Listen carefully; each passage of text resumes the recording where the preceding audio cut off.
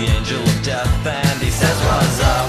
I said, "What is it this time?" And he's like, "Well, hello, goodbye, I'll see you in hell." He can be like that sometimes, he's such a nut. So I snickered and said, "I'd love to, but gravity's calling, I've got some falling to do."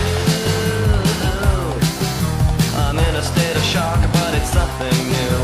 I guess it all depends on your point of view. It's true.